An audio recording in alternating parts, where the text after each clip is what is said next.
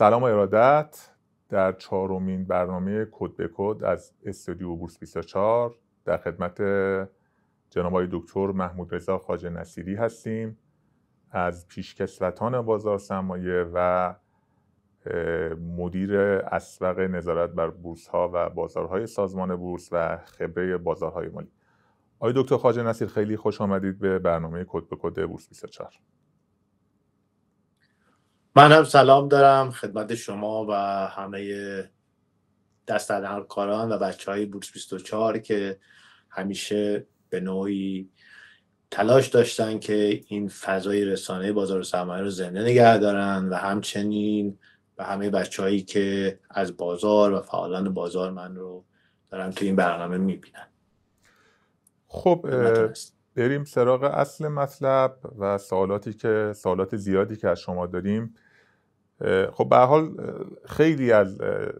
اهالی در واقع بازار سرمایه شما رو میشناسن و اخیراً هم به دلیل یادداشت‌های متعددی که تو کانالتون منتشر میکنین و تو فضای مجازی وایرال میشه خیلی اهمیت میدن به تحلیل‌ها و نگرشی که شما نسبت به بازار سرمایه دارید. میشه گفتش که الان دکتر خواجه نصیری یکی از رفرنس‌های در واقع اصلی بازار سرمایه شده مجدد، غیر از حالا اون سابقه‌ای که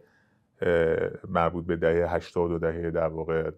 دهه 90 داشتید، هم توی سازمان بورس هم توی تامین سرمایه تمدن.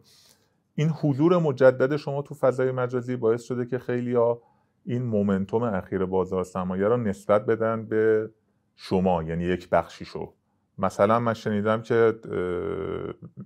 توی رشد بازار مثلا میگن آقای دکتر خواجه نصیری خب خیلی مثبته، نظرش مثبته و میدونم هم که مثلا 5-6 مد منابع در واقع دستش هستش و مثلا مارکت میکری میکنه و تاثیرگذار هست، یعنی هم به لحاظ تحلیلی شما رو بازیگر موثری میدونن، هم به لحاظ اینکه حالا بر اساس اون چیزی که اونا میگن یه AUM هم در اختیار دارید. حضورتون رو چطور ارزیابی میکنید در فضای مجازی و پاسختون به این صحبتایی که میشه چی هستش؟ خب حقیقتش شاید سوال اولی باشه که چرا مثبت بودم و چرا نوشتم. کنید واقع قضیه اینه که به حال من یه چیزی حدود 20 سال در بازار سرمایه فعالیت اکتیو داشتم و میدونید که یک کسی که توی همچین فضایی صبح تا شب زندگی کنه، اونم با سنسورهای حسی که من داشتم با بازار و ارتباطات حسی که با بازار داشتم، به تبع همه جایگاهایی که داشتم، حالا یه زمانی در سازمان بورس ناظر بودم و مانیتور جلوم بود، بعد رفتم و یه جای دیگه‌ای و البته اون سنسو همیشه با خودم بردم میبرم. نکته که وجود داره اینه که من واقعا یه مدتی است که حس میکنم که اصلا فاصله بین آنچه که ما در بازار سرمایه داریم، ارزش این بازار با اون چیزی که ما بهش ارزشی میگیم که در مارکت رقم میخوره خیلی فاصله افتاده. خب این دیگه چیز خیلی خیلی عامیانه‌ای هست که ما میدونیم که توی کشوری با تورمی که ما داریم و وضعیتی که ما داریم، هر دارایی از هر جنس توی این سالها اصلا ارزش قابل مقایسه نیست. مثالهایی که افراد برای تفاوت قیمت یک آدامس و یک سهم میزنن و حرفای از این دست. و عجیب که بسیار بسیار بازار بی‌نفس و هیچکی توجه نمی‌کرد. خب من اون مسئله رو که در بازار میبینم خیلی فراتر از این حرفا میبینم. طبیعی هست که با کمی دانش مالی و با کمی تجربه اینها رو میشه حس کرد و بعد از یه طرف دیگه حس میکردم که اصلا در فضای بازار سرمایه هیچ تحرکی وجود نداره، هیچکی توجه نمیکنه. حالا اینه که میگم هیچکی، شما مسئولین رو در نظر بگیرین، تا پیشکسوتان تا اون بخش علمی، اصلا همه و همه،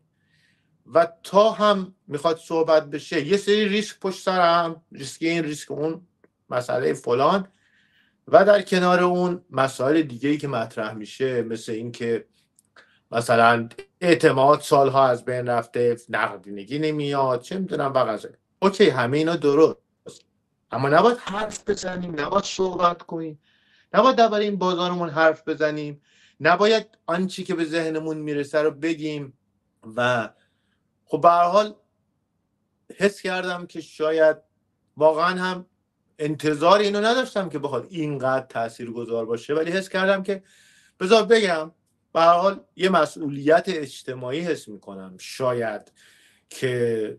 به تبع تجربه‌ام میتونم یه حرفایی بزنم. این که من نسبت به بازار حساس باشم و صحبت کنم و از این بگم که این بازار ارزشش خیلی بیشتر از اینها بوده و هست، این مسئله به نظر من انجام دادنش دلیل نمیخواد، انجام ندادنش دلیل میخواد. من اصلا موندم، انگار همه آدمایی که تو این بازار دارن فعالیت میکنن و همه کسایی که اینجا هستن ساکن اینجا هستن، فیزیکی قلبی ساکن اینجا نیستن، اصلا وجود ندارن. میبینید طرف سالها از صفر، امروز حالا که میلیاردر که شاید هزار همتر، کسی که دیگه پولش از میلیاردها هم بالا رفته، داره اینجا زندگی میکنه، بعد مثلا فوکسش رو بازار امریکا، فوکسش رو بازار طلاست، اصلا براشون هیچ سنس ندارن. خب میبینیم که مثلا یه شرکتی که تو این سالها پیش میتونستیم یک خیابون رو املاکش رو بفروشیم تا بتونیم یه شرکت تولیدی بزنیم، امروز با فروش یک آپارتمان، یه پنتهوس، میشه یه شرکت تولیدی خرید که قطعاً نه به لحاظ سرمایه‌ای و نه به لحاظ توانمندی کار هر کسی نیست، اما رها شده. اینها چیزایی نبود که صحبت هایی که من این روزها کردم درباره مثبتی بازار نه جو دادن بوده، نه حتی به نظر من تونسته اونقدر که باید و شاید بازار رو نشون بده، به خاطر اینکه یه دست که صدا نداره. اما من در حد توانم سعی کردم که این صحبت ها رو بکنم. این که میگن من پولی دارم که میتونم بر اساس اون AUA میدارم، دارم مدیریت میکنم که بازار رو، اینها به حال تفکراتی هست که از اینجا ناشی میشه که باز هم برخی فکر نمی کنن که این بازار چقدر ارزنده است که نقدینگی برای ورودش باید تشنه باشه، نه اینکه مثلا نقدینگی بیاد فقط اونو حرکت بده. طبیعتاً بنابراین چون مدت هاست که افراد در یک بی‌اعتماد به نفسی در ناشی از بی‌توجهی های متمادی در بازار سرمایه گذاران و فعالان بازار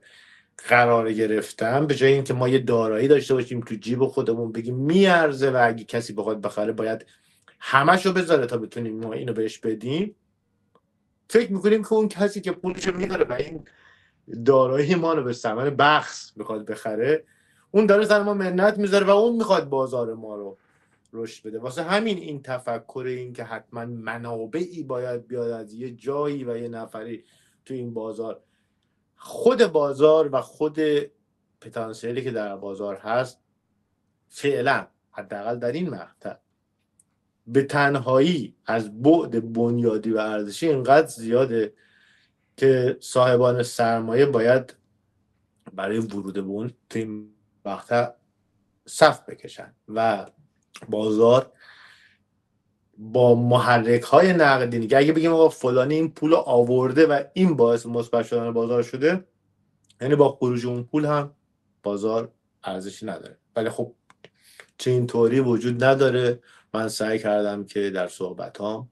و پست های مختلفی گفتم هم به این موضوع بپردازم که این بازار ارزنده است و هم به این آسیب شناسی برسم که چرا علیرغم که بازار ارزنده است ولی ما هنوز توی شیش و بشین هستیم که مثلا اینقدر شاخص بره بالا، حالا سقف بزنه و قصه از اون نکاتی که وجود داره و ما همچنان چجوری بگم تکیه کلام صحبت های بچه های بازار.